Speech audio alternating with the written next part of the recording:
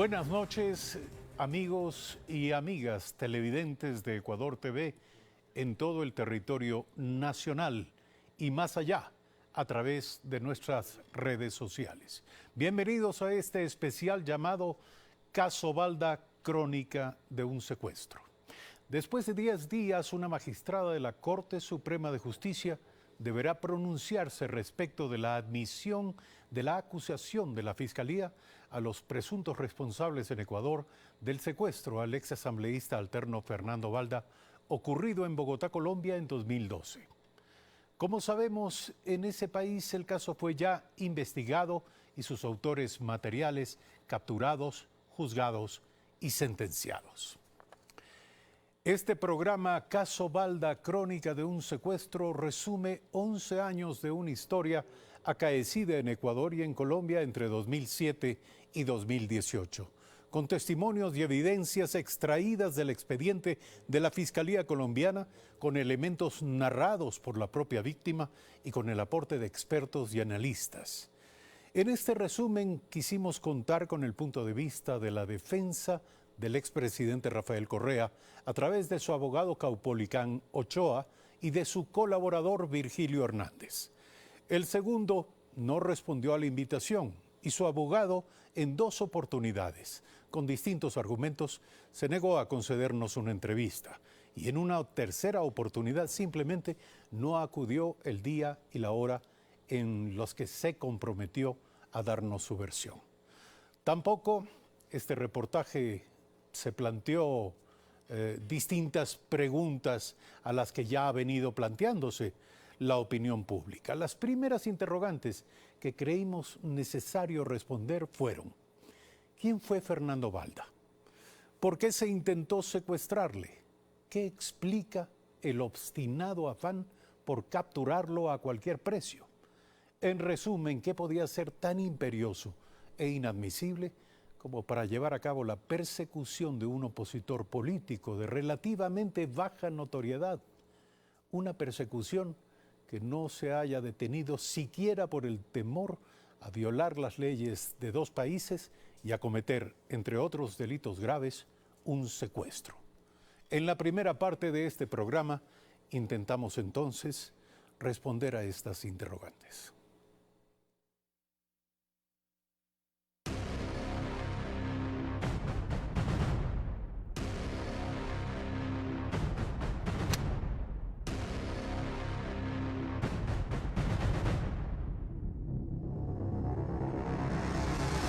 Que hemos estado acostumbrados a un entreguismo total.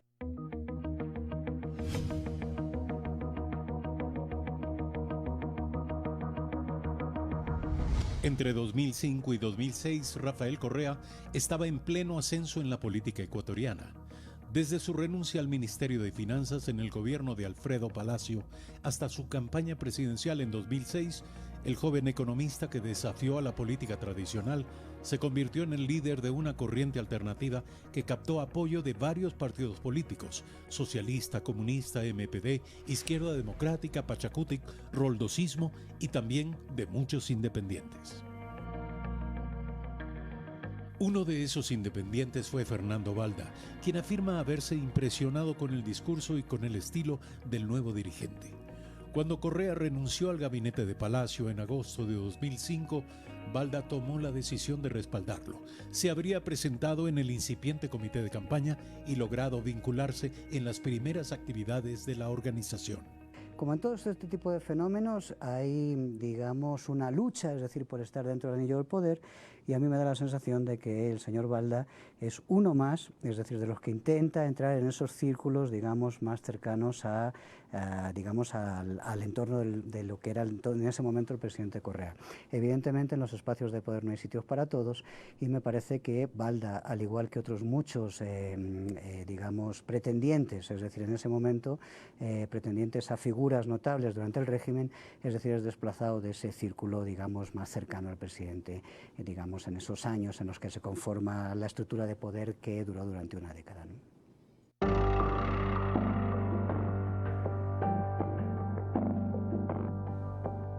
Fernando Balda apareció como una figura más en la campaña electoral, junto a Rafael Correa. pero declaradamente nunca fue parte de su círculo de confianza. Después de la elección, ya en el gobierno, Balda ocupó un cargo de mediano nivel, asesor del Banco Nacional de Fomento bajo la presidencia del productor agrícola Galo Naula, designado por Correa en esa función en enero de 2007. Pero aunque Balda no formaba parte del buró político de Correa, pareció adentrarse lo suficiente en el entorno presidencial como para llegar al límite de su aproximación al poder. En su llamada, Correa preguntó a Balda qué sabía acerca de un nuevo movimiento político que estaría organizando Galo Naula Merizalde, hijo de Galo Naula Zambrano, presidente del Banco de Fomento. Según su versión, Correa le habría reprochado por apoyar una organización política por fuera del movimiento oficialista. Mañana en la mañana yo voy a poner mi renuncia al Banco de Fomento, donde soy un asesor, un cargo de tercer nivel, y le voy a enviar copia a usted. Pero eso sí, apunte la fecha, porque si nunca le han tirado el teléfono siendo presidente, hoy será la primera vez. Y cerré.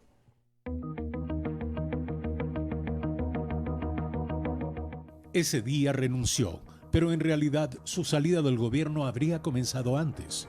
Balda afirma haber sentido el rechazo del círculo cercano a Correa que le impedía acudir a reuniones y ocupar un espacio en el entorno presidencial, y que todo se debería a una revelación que él habría hecho al propio presidente.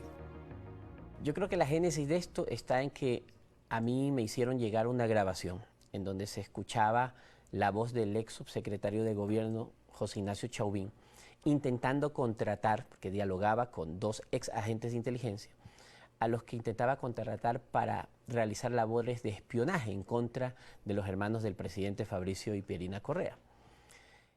Me hicieron llegar esta grabación, ellos me dijeron, porque como me veían públicamente siempre cercano al expresidente, me veían caminando con él en fotografías, en reportajes de televisión, asumieron que yo tenía esa cercanía con él para hacerle llegar este producto.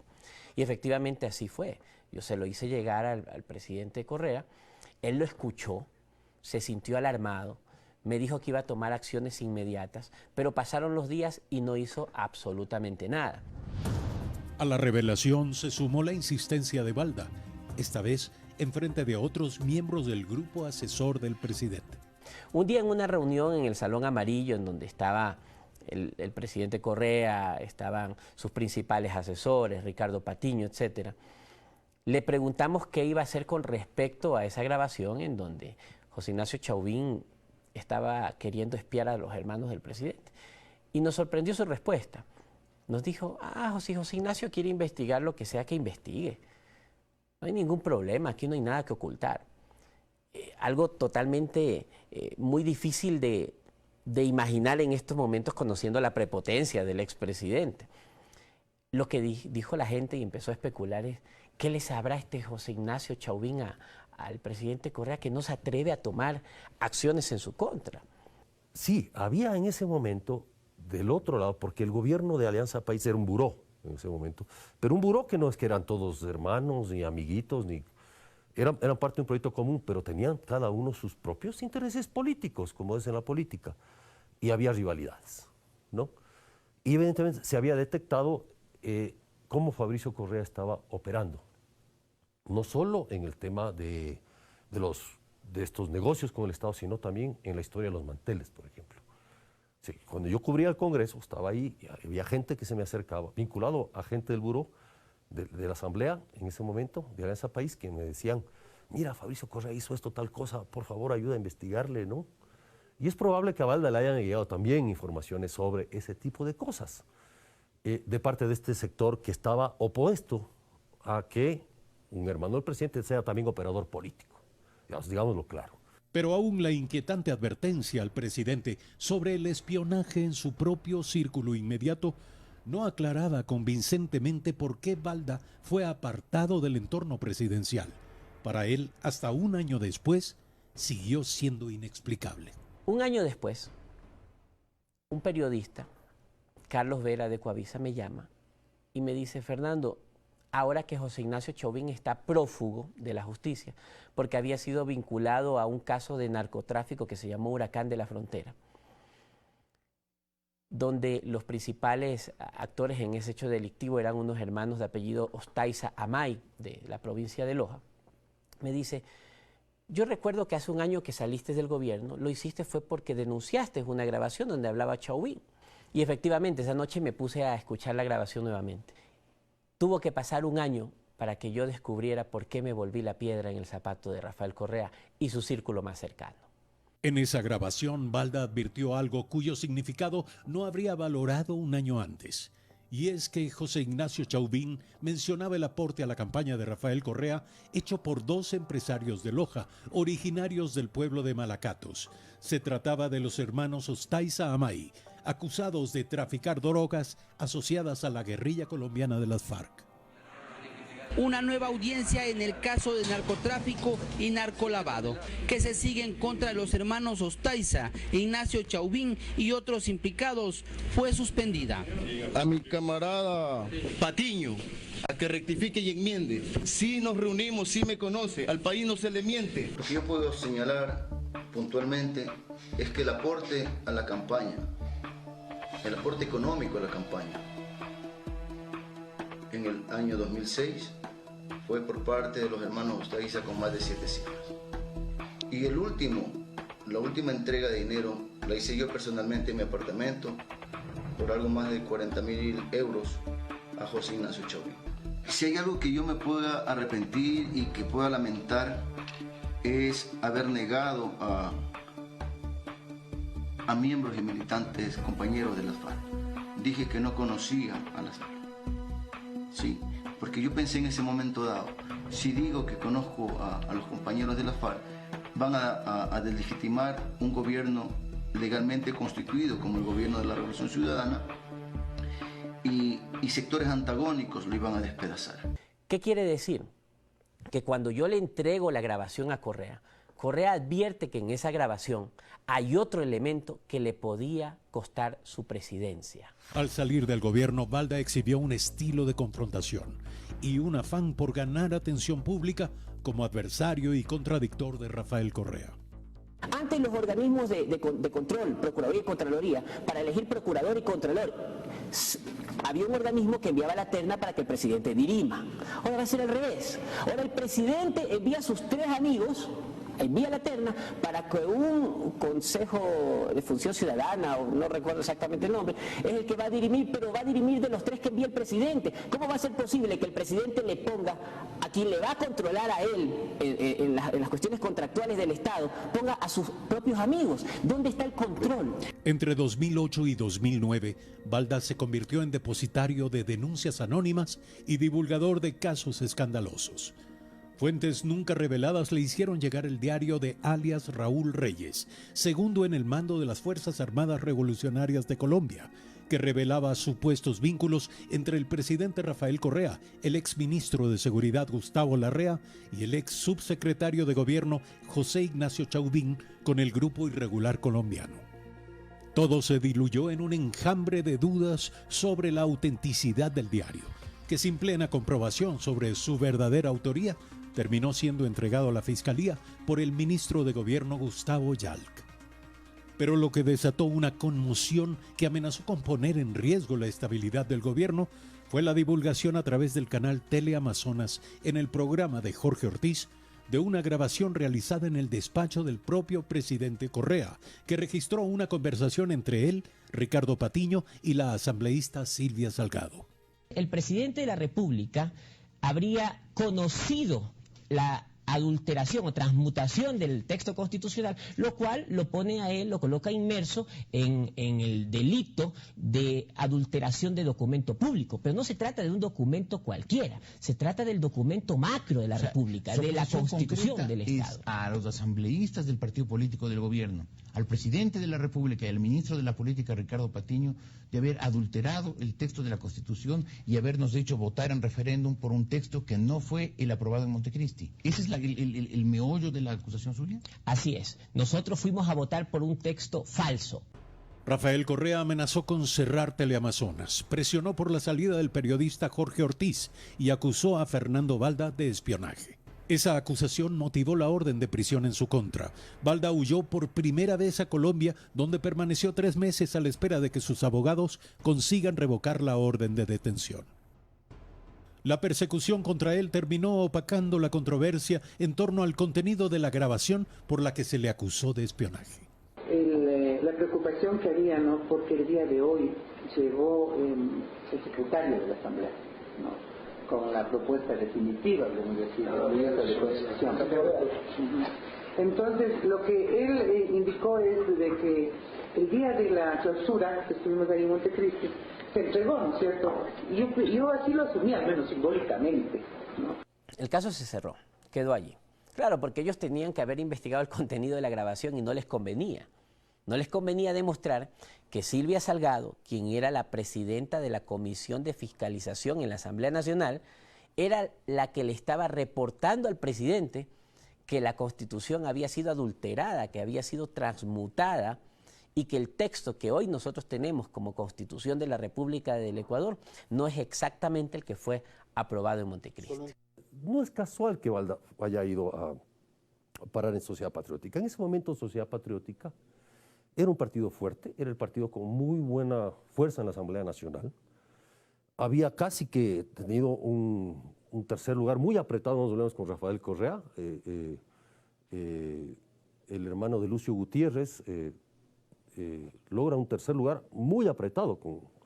Rafael Correa pasa a la segunda vuelta con 100.000 votos, ¿sí? Y entonces era la fuerza que tenía Sociedad Patriótica los primeros años. No olvidamos que puso un contralor. Carlos Polit era de Sociedad Patriótica, ¿sí? En su primer momento. Y entonces hubo una negociación de la transición, evidentemente. Y en esa negociación entiendo que también Sociedad Patriótica negoció no solo poder, conservar sectores de poder, sino también protección política sobre ciertas cosas que sucedieron en su gobierno. Lo que primero hace Balda, cuando ya rompe con el gobierno, con Rafael Correa estrictamente, es hacer varias denuncias, ¿no es cierto?, no sabes cómo le llegó esa información, que era información muy delicada. Como te digo, Sociedad Patriótica todavía era un poder que tenía ciertos círculos muy pegados, sobre todo a temas de inteligencia, temas de seguridad, etcétera, etcétera, tratándose del mismo el ADN de esta organización, que tenía que ver con oficiales, evidentemente, vinculados a la fuerza pública, con experticia en ese tipo de cosas, pero que sin embargo estaban ahí en ese juego, algunos de ellos. Y Balda se va metiendo ahí, está muy cercano. Fernando Balda siguió difundiendo versiones sobre irregularidades en la gestión del gobierno. Dirigió sus ataques a Óscar Herrera, director de la llamada Unidad Técnica de Seguros de la Presidencia de la República, a quien acusó de manejar irregularmente el negocio de las compras de seguros del Estado. Sin estar nombrado todavía en el cargo y sin que esa unidad estuviera ya creada por decreto dentro de la presidencia, meses antes él firmaba en hojas membretadas de la Presidencia de la República y disponía a ministros de Estado. Me preguntan en un canal de televisión, ¿y eso cómo se llama? Y yo dije, arrogación de funciones. Y si los ministros le hicieron caso, eso se llama tráfico de influencias. Y si se dieron los contratos con seguros, se llama peculado. Por decir esas tres cosas, me dieron 2 años de prisión, porque este funcionario me acusó de calumnia. En menos de un año, Balda perdió todas las apelaciones a una sentencia por calumnia y para evitar la cárcel decidió escapar nuevamente hacia Colombia. Semanas antes de irse denunció que Romy Vallejo, asesor de seguridad de Rafael Correa, instaló una oficina secreta de escuchas telefónicas en el edificio del Fondo de Solidaridad. ¿Cómo sabía Fernando Balda que el gobierno tenía un sistema de trolls y montado un sistema de espionaje a sus opositores políticos? Que digo, como después de años se descubría que era cierto, que fue verdad, pero que en ese momento nadie se lo atrevía a decir y nadie podía comprobarlo. Y por eso Rafael Correa le pone, no solo Rafael Correa, José Serrano, le interpone una denuncia por atentar contra la seguridad del Estado. ¿Sí? Y el otro le pone por difamación también. O sea, carga con 2 denuncias de ese tipo, producto de sus denuncias públicas, de sus intervenciones en medios de comunicación o en redes sociales. Entonces, claro, Balda tiene que salir. Por esa denuncia se le acusó de poner en peligro la seguridad del Estado y Alexis Mera, secretario jurídico de la presidencia, pidió a Interpol su ubicación y captura. Pero el organismo policial internacional se negó a conceder este pedido porque concluyeron que se trataba de un caso de persecución política. Para Fernando Balda, todas esas serían razones que explicarían la persecución que lo siguió hasta Colombia. Sin embargo, de las declaraciones del agente de inteligencia Raúl Chicaiza y de la opinión de su abogado Diego Chimbo, se desprende otro elemento para suponer la motivación detrás del intento de secuestro que hoy es materia de un proceso sin precedentes en la justicia ecuatoriana.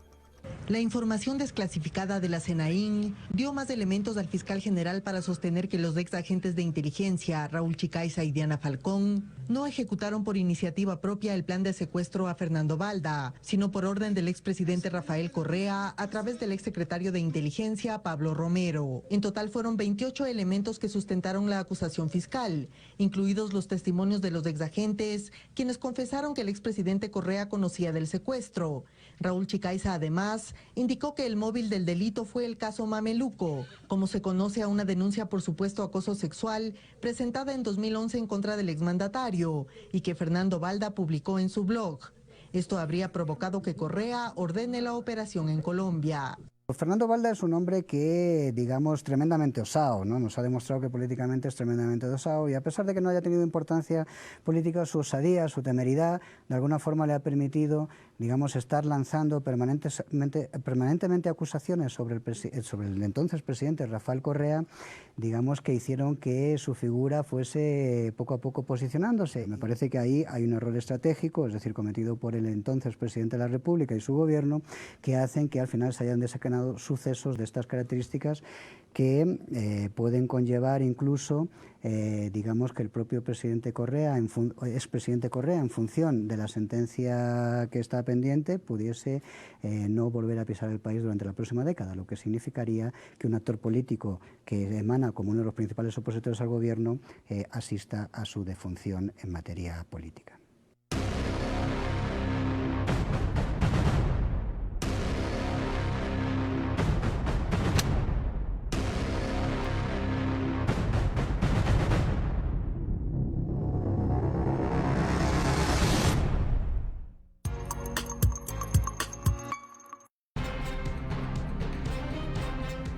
Este domingo hablaremos de los desafíos que enfrentan los medios públicos en esta nueva era de la comunicación. La prensa no debe cargarse contra nadie, debe ser lo más objetiva, lo más apartada. Tú puedes cometer un error, pero tienes que asumir ese error, pero necesitas libertad. Hasta para equivocarte necesitas libertad y después tener la madurez de rectificar y de reconocer. Yo creo en la autorregulación. Fernando Larenas nos acompaña en Derechos Reservados, Periodismo sobre Periodismo. Hoy, a las 9 de la noche, por Ecuador TV.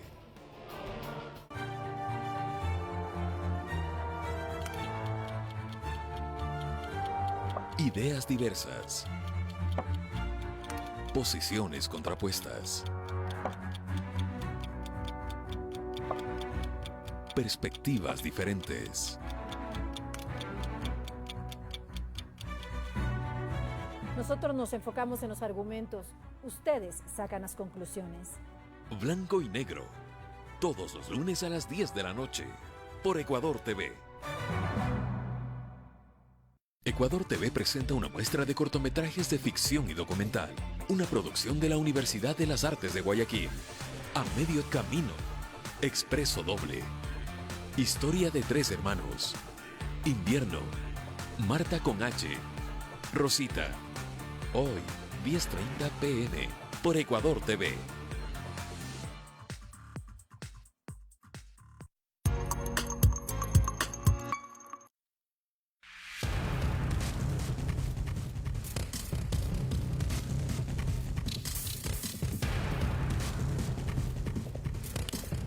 En la primera parte de este reportaje hemos procurado responder a la interrogante acerca de por qué Fernando Balda se convirtió en un objetivo de tanta importancia para el anterior gobierno. En la segunda parte de este programa les contaremos los antecedentes y los hechos en torno al secuestro de Balda en Colombia y la implicación en este delito de agentes ecuatorianos de inteligencia. Así continúa este especial Caso Balda, crónica de un secuestro.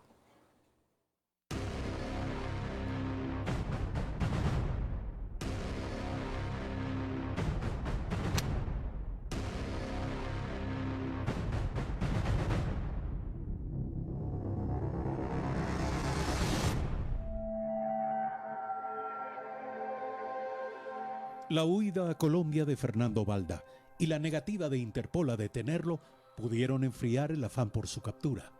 Pero no fue así. Muy pronto Balda reapareció en el radar del gobierno ecuatoriano. Fernando Balda nunca fue militante de la izquierda, igual que otros que acompañaron discretamente a Rafael Correa durante toda la década de sus gobiernos. Por eso, cuando viajó a Colombia para eludir la detención en Ecuador, se identificó con la derecha colombiana, la tendencia de Álvaro Uribe, el presidente que un año antes había ordenado el bombardeo a Angostura en suelo ecuatoriano para abatir a Raúl Reyes, segundo al mando de las FARC. Cálmese, cálmese. Qué difícil es creerle a alguien. No me aplique el cinismo que tienen los nostálgicos del comunismo. Uribe y Correa estaban en las antípodas de un conflicto político a escala continental.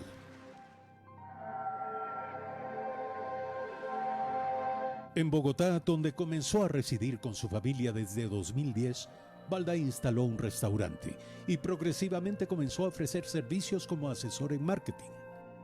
El círculo de Uribe lo acogió como a un perseguido por el gobierno de Correa, al igual que lo hizo con opositores al régimen venezolano. Balda fue incluido en el trabajo de la Fundación Internacionalismo Democrático, creada por el uribismo para contener la influencia de los partidos y movimientos de izquierda alineados en el llamado Foro de Sao Paulo. Fue esa fundación la que en mayo de 2012 en Medellín, ciudad de residencia del expresidente colombiano, organizó un encuentro de opositores a los gobiernos de izquierda en la región. Balda lo publicó en sus redes sociales y en Ecuador la Secretaría Nacional de Inteligencia, junto a la Dirección de Inteligencia de la Policía, recibieron la disposición de enviar falsos participantes a esa reunión bajo la llamada Operación Guayacán. Según documentos desclasificados de la SENAIN, el objetivo fue detectar un supuesto intento de desestabilizar al gobierno de Rafael Correa. Fue así que a la reunión, convocada en el Salón Guayacán del Hotel Las Lomas de Medellín, se inscribieron los agentes infiltrados Luis Raúl Chicaiza Fuentes, Wilson Jarrín Trujillo, Daniela Gaibor y Mónica Flores Arango, quienes debían informar sobre lo tratado en el foro y posteriormente ubicar en Bogotá el lugar de residencia de Fernando Balda. Rafael Correa negó siempre haber conocido de la Operación Guayacán. Incluso declaró no haberse enterado nunca de la permanencia de Fernando Balda en Colombia, sino por sus redes sociales, como repitió 6 años después, en mayo pasado, en la última declaración que rindió desde Bélgica a la Fiscalía por el mismo caso. Entonces el expresidente posiblemente olvidó que en la sabatina del 2 de junio de 2012, un mes después de la infiltración, él mismo dejó la prueba de que sí habría conocido acerca de esa reunión, a la que se envió a agentes ecuatorianos. De hecho, ya hay grupos de oposición, hay algunos traidores a la patria, otros prófugos de la justicia, oposición de derecha, que se está reuniendo con el presidente Uribe en Colombia, con la derecha internacional, financiados por grupos internacionales de derecha, igual que lo hicieron en Venezuela, para pasar plata para que no se lancen candidatos de la oposición, se lancen a la asamblea y saquen un solo candidato de la oposición, como hicieron con Capriles en Venezuela contra Chávez. Ese hallazgo es significativo, puesto que más tarde se comprobó que los mismos agentes involucrados en la Operación Guayacán fueron responsables de organizar y financiar, 3 meses después, el secuestro de Fernando Balda. Cuando Fernando Balda llegó a Colombia, todavía no se había producido la ruptura entre Álvaro Uribe y su sucesor Juan Manuel Santos. En junio de 2009, Santos, entonces ministro de Defensa del presidente Uribe, fue imputado por la Fiscalía ecuatoriana como responsable del bombardeo a Angostura. Un año después, ya electo presidente de Colombia, pesaba sobre él una orden de prisión preventiva emitida por un juez de Sucumbíos. En esa circunstancia, deshacer la acusación ecuatoriana se convirtió en una prioridad del Estado colombiano. En círculos políticos cercanos a Santos que frecuentaba, Balda propuso una fórmula para revocar la orden de captura en Ecuador contra el presidente colombiano.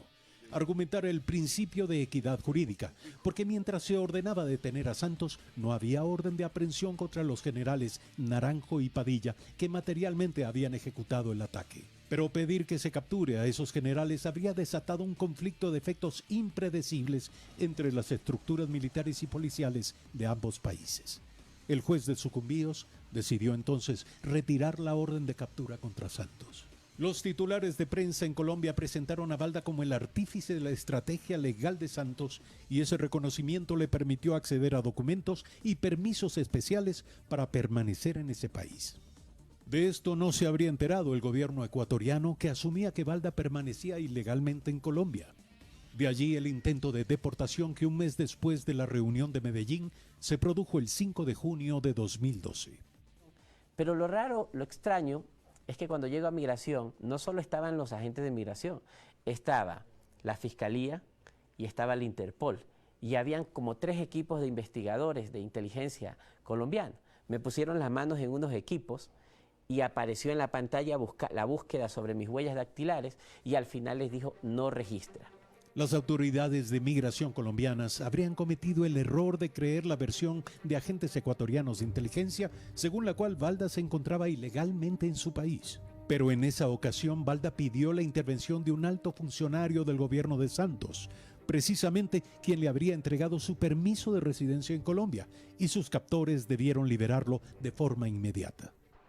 Para montar el operativo de vigilancia en el domicilio de Balda en Bogotá, sin inquietar a los vecinos y transeúntes, los agentes de inteligencia, tanto colombianos como ecuatorianos, engañaron a la administradora del edificio, convenciéndole de que Balda era un peligroso paramilitar. Para conseguirlo, le mostraron el fragmento de una fotografía sacada de las redes sociales del propio Balda, en la que sostiene un fusil. Lo cierto es que esa fotografía fue tomada en una feria pública del ejército colombiano a la que Balda acudió con su familia, en la que los espectadores posan con las armas que son parte de la exhibición. Resulta que Rafael Correa, al verse delatado, da uno de estos enlaces sabatinos desde Facebook, está en su cuenta Facebook, y habla del caso. Y luego empezó a hablar ya de esto en los medios de comunicación. Y dijo, sí está bien, yo lo mandé a Romy Vallejo atrás de Fernando Balda a Colombia, pero lo mandé fue a que lo ubiquen para deportarlo, no para secuestrarlo, queriéndose lavar las manos.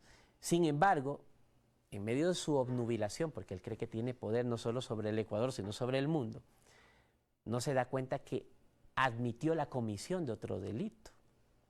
Admitió la comisión de la violación a la soberanía del territorio colombiano. Y lo peor, los policías colombianos estaban obedeciendo órdenes de Rafael Correa y no órdenes de sus superiores en la policía colombiana ni del presidente de Colombia.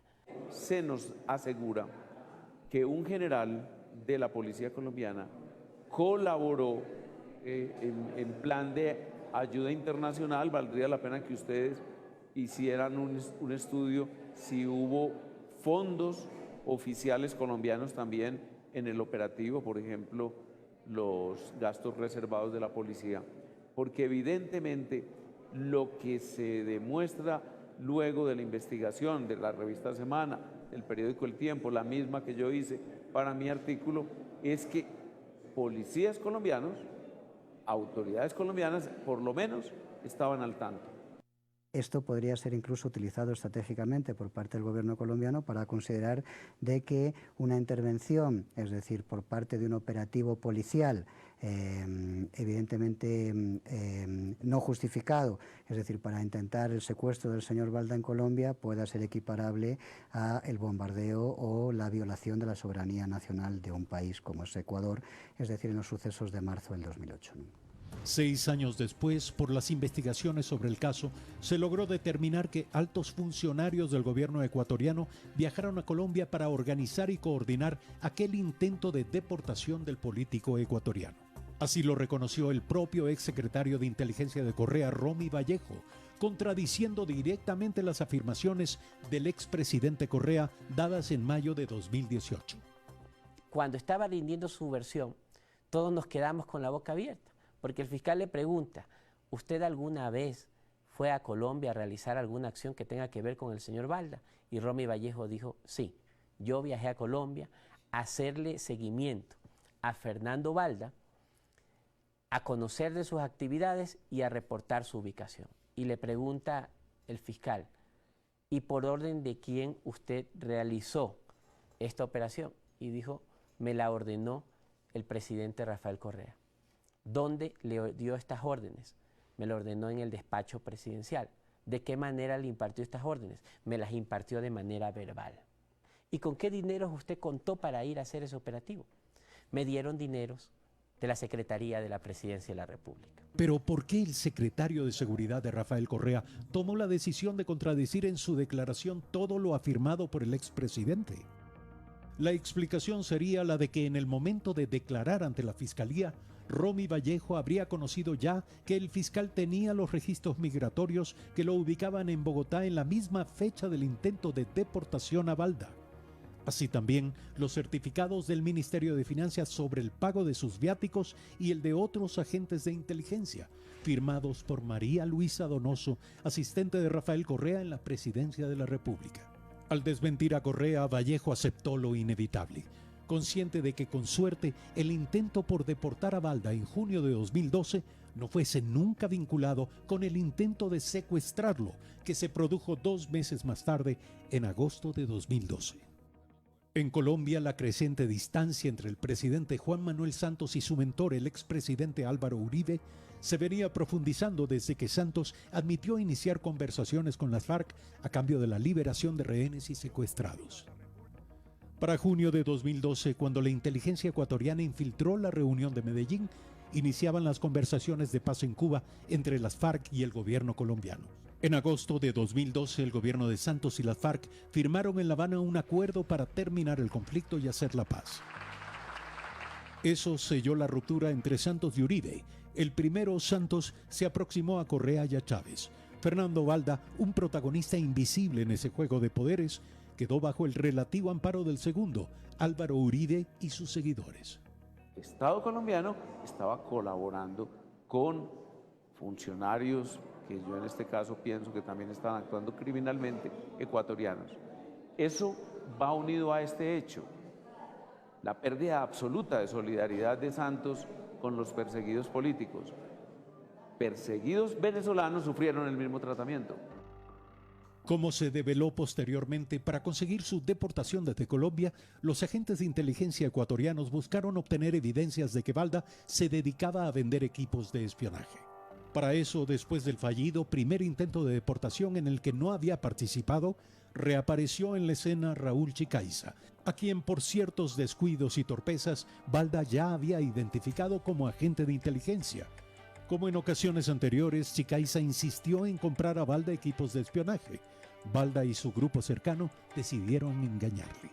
Para poder nosotros engañar a Chicaiza y hacerle creer que le íbamos a poder vender estos equipos tan sofisticados para interceptar llamadas y hackeos, ¿qué hicimos? Nos fuimos a un centro comercial en Colombia que se llama Unilago, que es un centro comercial donde venden muchas cosas de tecnología, computadoras, etcétera, pero también venden juguetes de tecnología. Entre esos juguetes hay gafas que tienen una cámara aquí, que graban, hay plumas, esferos que te pones aquí y graban, relojes que graban, y todos estos juguetitos se le mostró a Chicaiza.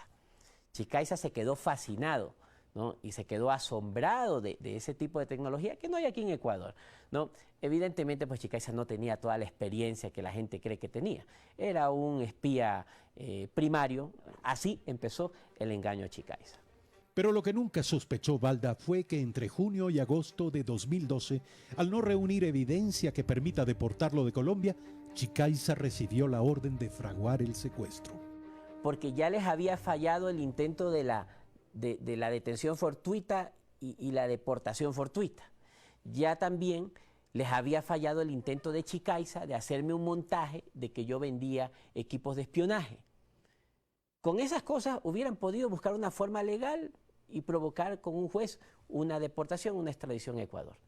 Como no pudieron lograr eso, entonces es cuando organizan el secuestro y deciden contratar a esta banda de Puerto Tejada, Cali, que Puerto Tejada es un pueblito donde se sabe que tiene una alta criminalidad y donde normalmente pues, se van a contratar sicarios, secuestradores o gente para hacer una vuelta, como se dice en Colombia. Manteniendo su pretendido interés por comprar tecnología de espionaje, Raúl Chicaiza pidió a Fernando Balda que le muestre nuevos equipos y acordaron encontrarse en un almacén en el bogotano barrio de Cedritos. Allí, a un pequeño parque en la calle 144, acudió Balda con un acompañante. Se encontraron con el agente de inteligencia ecuatoriana y después de algunos minutos se despidieron de él. A 3 cuadras del lugar, pasadas las 9 de la noche, ocurrió el secuestro. Los interceptaron 3 hombres y una mujer armados a bordo de un vehículo todoterreno. 2 de ellos desde el exterior, a golpes y empellones, subieron a Balda en el asiento trasero. Su acompañante corrió y pidió ayuda a un taxista que a pocos metros fue testigo del rapto. Y juntos llamaron al Gaula, unidad antisecuestro de la policía colombiana. El taxista, además, a través de la radio, avisó a otros choferes y decenas de taxis emprendieron el seguimiento del vehículo de los secuestradores. Después de un largo recorrido en el que los captores extraviaron la ruta, llegaron finalmente a la zona de Guaymaral, al extremo norte de Bogotá. Sin saber que les seguía una caravana de taxis, los secuestradores abandonaron la autopista norte e ingresaron a un camino secundario. Ellos empiezan a buscar una trocha, que es un camino vecinal, un camino sin pavimentar, para entrar hacia el bosque. Y yo sé que, y yo me di cuenta de que no era que ellos buscaban una entrada definida, sino que estaban buscando cualquier entrada que sea la más profunda. Cuando me percato de eso, yo creo que me di cuenta que mis minutos estaban contados. Y decido botarme del carro. Entonces trato de abrir la puerta y me falla. Y me volvieron a dar golpes. Entonces en ese momento ya me encomendé a Dios.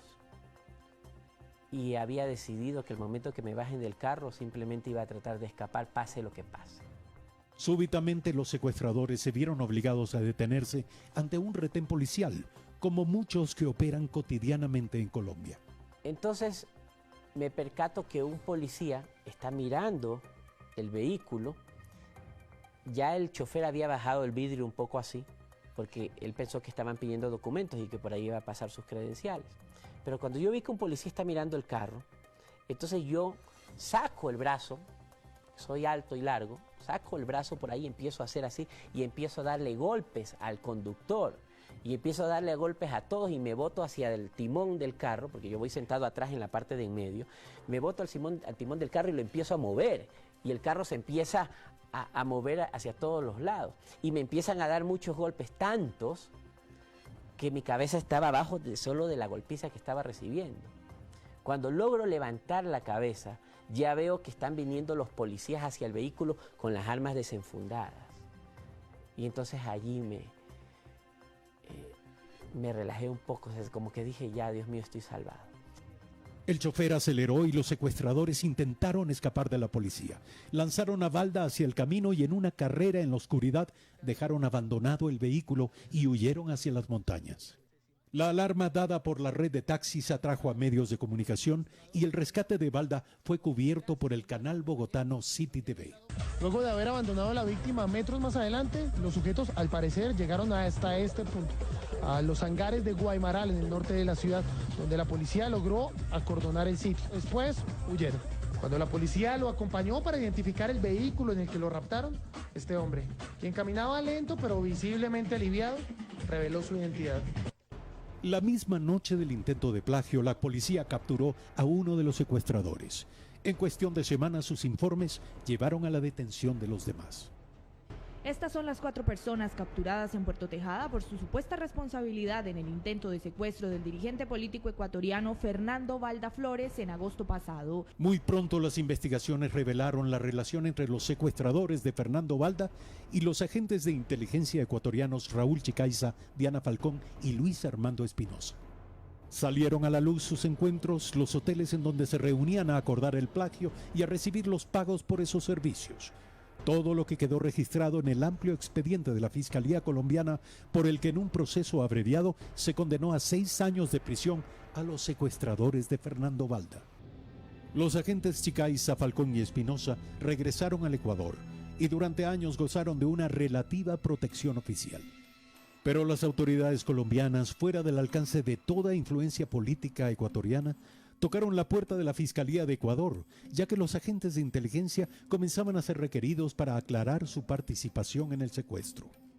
El exfiscal Galo Chiriboga detuvo durante un tiempo toda tentativa de colaboración con su homólogo colombiano para continuar investigando. La intención final era con fines de desaparición. Por eso es que ellos, al final, la premura era solamente de sacarlo. ¿Por qué le piden ellos al grupo, Raúl Chicaiza y Diana Falcón, de entregárselo a la salida de Bogotá, a las afueras? Si vamos allí, son unas estribaciones. Ahí no sobrevive nadie por las frías temperaturas, ahí no hay civilización, ahí no hay construcciones, no hay nada. Incluso hay zonas hasta rocosas. ¿Qué pretendían? Llevarlo, meterlo por alguna de las trochas, que lo mataran estos, porque muy seguramente no lo matarían ellos, para que quedaran como responsables unos delincuentes comunes de Colombia. Contratan a delincuentes de baja monta, que no tienen experiencia en secuestro, que no tienen, solo delinquen. Entonces, estas personas que no tienen experiencia en secuestro, pues no les queda otra opción que cometer el hecho y deshacerse de lo que los implique. Por lo tanto, cuando apareciera, pues ¿qué iba a aparecer? Un hecho delincuencial, muy seguramente por robo, que trataron de hacerle un secuestro express y se les dañó la vuelta, como dicen los bandidos, y eso no implicaría a nadie, menos aún a policías extranjeros, ecuatorianos, y menos aún a una entidad como la inteligencia, y menos aún al gobierno. 2 meses después de la tentativa de secuestro, advertido de que Juan Manuel Santos podía finalmente entregarlo al gobierno de Rafael Correa, Fernando Balda se preparó para viajar con su familia a Panamá. El 10 de octubre se disponía a comprar boletos aéreos hacia ese destino cuando fue detenido en un operativo conjunto de Migración, Policía y Ejército colombiano. Y me llevan a la fuerza al aeropuerto El Catán de Bogotá, que es el aeropuerto militar, el vehículo en el que me llevaban escoltado por varios vehículos de la policía. Entra directamente hacia la pista del aeropuerto sin pasar por migración, por registro, por oficinas, por nada. Ya estaba el avión prendido, con la escotilla abierta, me treparon, me sentaron y me pusieron el cinturón y despegamos a Ecuador. Tan rápido como se lo estoy contando, siendo yo el único pasajero. Cuando íbamos en el vuelo, un asistente de vuelo vestido de militar me dice, ha tenido suerte. Y yo le pregunté por qué. Lo han mandado en el avión del vicepresidente. Sí, ese era el avión del vicepresidente Angelino Garzón. Incluso a sono de broma y cháchara decían, porque el vicepresidente Garzón le había dado un infarto días anteriores. O sea, y si ahorita nos le da, si le da otro infarto al viejito, ahí sí se nos muere porque no hay en qué llevarlo a Miami para la clínica. Esta fue una operación de altísimo nivel. Sin embargo, cuando llego a Ecuador, la nota que había mandado Migración es que dijo que me habían deportado y que habían hecho todo ese operativo porque se me había caducado la visa. En Ecuador, Fernando Balda fue a la cárcel, en la que denunció por años acoso e intentos de agresión. Sin embargo, a pesar de estar preso, nunca cejó en demandar investigación y justicia sobre el caso de su secuestro. Bajo el gobierno de Correa, la Fiscalía jamás concedió investigarlo, hasta la llegada del presidente Lenín Moreno. 5 años después de presentada la denuncia, la Fiscalía llamó a Balda a reconocerla. Fue entonces que los agentes Raúl Chicaiza y Diana Falcón comenzaron a ser representados por el abogado Diego Chimbo, quien frente a la sola denuncia de Balda, en principio les recomendó acogerse al silencio. La cuestión cambió cuando llegó el expediente de Colombia, ¿no? Llega el expediente de Colombia en un sistema de cooperación internacional, de asistencia penal internacional, llega, detienen a Diana, detienen al señor Espinosa, detienen después a Raúl. Nos encontramos que nos iban a formular cargos a las 3 de la mañana. me pongo a revisar el expediente que llegó de Colombia, porque llegaron cerca de 6 cuerpos, a leerlo minuciosamente para saber de cómo nos vamos a defender. Y me encuentro ya con un drama procesal, es lo que debe llamarse, porque encuentro a las personas que fueron sentenciadas por el secuestro de Fernando Balda en Bogotá, y identificaban claramente a Raúl, identificaban claramente a Diana en todas las reuniones. Incluso Diana tenía un seudónimo que era su fachada, de Nicole Betancourt. Entonces, pues como jurista tú tienes que establecer y decir, tienes límites, ¿no?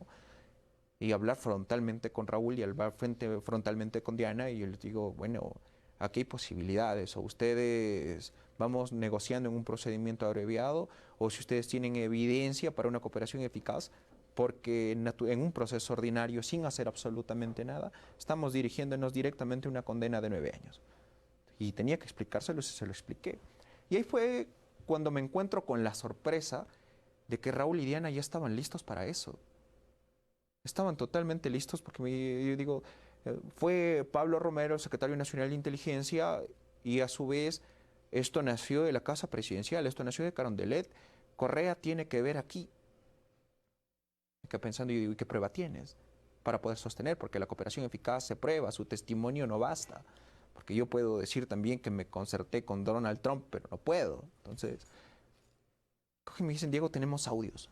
Nosotros grabamos, enviamos misivas, enviamos cartas. Entonces, yo digo, déjenme ver. Me traen las evidencias a través de un tercero y las reviso. Y me doy cuenta que hay un caso en contra del exsecretario nacional de inteligencia, y hay un caso en contra del presidente, y que tenía una cooperación eficaz marcadísima. Y comenzamos a hacer las diligencias, comenzamos a escuchar los audios, ya en diligencias privadas, y se escuchaba ahí, ¿no? Claramente cómo grababan a Pablo Romero en conversaciones con ellos. Y no, tranquilos, yo ya hablé con Rafael, yo ya hablé con el presidente, él está contento. Incluso sabemos todos, ¿no?, que Raúl y Diana querellaron a Fernando Balda por injuria. Y hablaban de esas querellas en el momento en que pusieron y decían, no, el presidente va a estar contentísimo por esto. Y siempre hablaban del poder de la Casa Presidencial, y sobre todo hablaban de solicitar ayuda. Cambian las condiciones políticas en el Ecuador, y quien recupera, ¿no es cierto?, la denuncia de Balda es el fiscal Maca Mancheno en su momento. Lo llama a Balda a reconocer firma, 5 años después de haber, semanas antes de que el caso se termine, ¿sí?, de que el delito deje de existir como tal en el tiempo, y reconoce la firma y reactivan el caso. Además, también por una pelea interna en el gobierno entre Maca Mancheno y José Serrano. El secuestro de dirigentes opositores o políticos opositores en países extranjeros por parte de agencias de inteligencia, yo estoy pensando especialmente en la CIA, es decir, es una cosa que se transforma en habitual. Quiero recordar aquellos aviones, es decir, que secuestraban, y aquellas cárceles de detención clandestinas donde estuvieron varios islamistas y varios actores, digamos, conflictivos en ese momento, y que han sido descubiertos, es decir, a través de las filtraciones hechas por esta agencia de información Wikileaks, encabezada por el señor Assange, ¿no?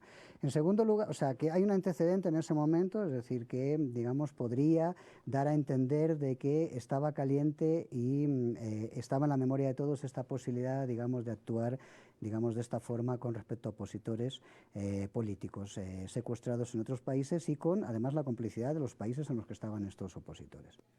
Bueno, que yo recuerde, desde el retorno a la democracia, solamente León Febres Cordero y Rafael Correa. Recordemos que a Febres Cordero se le acusaba justamente de haber utilizado funcionarios públicos y fondos públicos para atentar contra la vida e integridad de otras personas. Y han sido casos icónicos, el caso, por ejemplo, de los hermanos Restrepo, entre otros, ¿no? Acá, 30 años después, vemos que los autoritarismos de izquierdas y de derechas terminan confluyendo en exactamente las mismas acciones. Usar los fondos públicos, primero como plata propia, y segundo, usar lo público como un aparato de represión. Esto acá en Latinoamérica al menos es historia repetida, ¿no?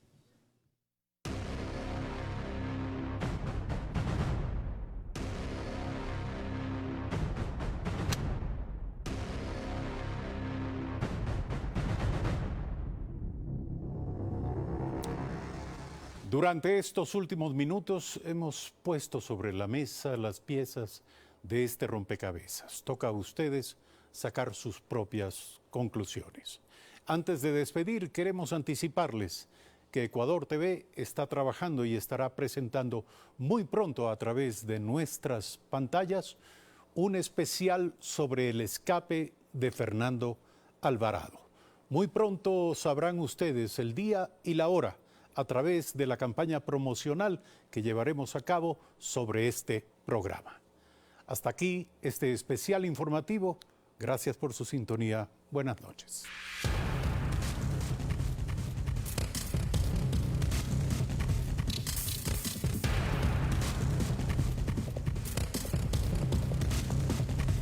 Ya viene. Derechos reservados. Bajo supervisión de adultos. Ecuador TV y LED Producciones presentan Derechos reservados. Gracias al auspicio de... Los motores de Kia tienen un alto rendimiento de kilometraje por galón y están diseñados para utilizar gasolina extra o Ecopaís.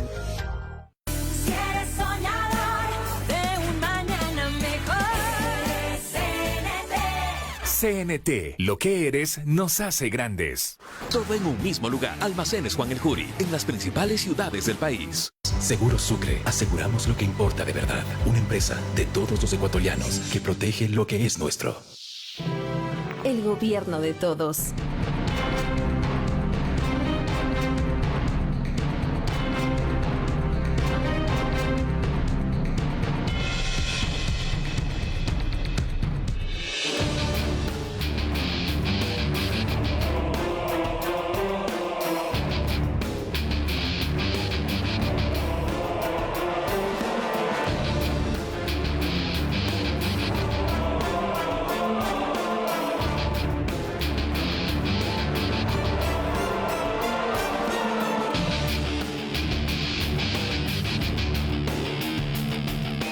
¿Qué tal? ¿Cómo les va? Muy buenas noches. Se les saluda a Carlos Montero. Bienvenidos a Derechos Reservados. Tenemos un programa por delante muy interesante. Vamos a dedicarle gran parte a los medios públicos y tenemos un invitado que conoce muchísimo de este tema y también está aprendiendo, tiene un curso acelerado. Nuestro invitado trabajó casi 40 años en el sector privado, en los medios privados, y luego dio el salto a los medios públicos. Aquí tienen un poco más de él en este video y luego le damos la bienvenida. Fernando Larenas, chileno de nacimiento, se asentó en Ecuador a finales de los 70 y cursó sus estudios de periodismo en la Facultad de Comunicación de la Universidad Central del Ecuador. Con 39 años de experiencia, ha cumplido funciones como reportero de televisión y jefe de información de Canal 8. Posteriormente, trabajó como editor internacional de Diario Hoy y fue corresponsal de la agencia italiana ANSA. Formó parte de la plantilla editorial de Diario El Comercio como jefe de redacción, editor general y de información y luego como articulista. Se ha desempeñado como catedrático en varias universidades y como consultor en temas de comunicación. Actualmente es director general de Diario El Telégrafo y director editorial de los medios públicos. Le damos la bienvenida al señor Fernando Larena. Fernando, un gusto tenerte aquí en tu casa. Hola, Carlos. Gracias por invitarme aquí. Gracias. Fernando, siéntate, por favor. Te quiero decir algo. En esta serie que estamos haciendo, quiero resaltar. Hoy se están portando todos muy bien. Me imagino que tú estás aquí y tu cargo intimida, pero los muchachos están haciendo un excelente trabajo. Yo estoy acostumbrado en la CNN, son cámaras robóticas. Pero el tener a estos profesionales, cada uno, acá tenemos las 4 cámaras y el apoyo que nos dan, te quiero felicitar porque son todos profesionales de primer nivel. Dicho esto, vamos a hablar de los medios públicos. Hace ya un año que estás, ¿no? Un año. Hace un año. ¿Con qué te encontraste? ¿Cuáles son tus planes? ¿Qué avances lograste? ¿Querés regresar corriendo a Chile o todavía no? La situación está bien. No creo que pueda regresar a ningún lado a estas alturas de la vida. Sí, está claro, tal como decía la presentación, en realidad yo nací en Chile y llegué a Ecuador a los 18 años. calcula que ya voy casi en los 65, por lo tanto... Sos más ecuatoriano que chileno. Es que yo me naturalicé o me nacionalicé cuando no había opción de tener dos nacionalidades. Entonces yo tenía una sola idea. Lo que tenía que hacer era renunciar a la nacionalidad del país donde había nacido y optar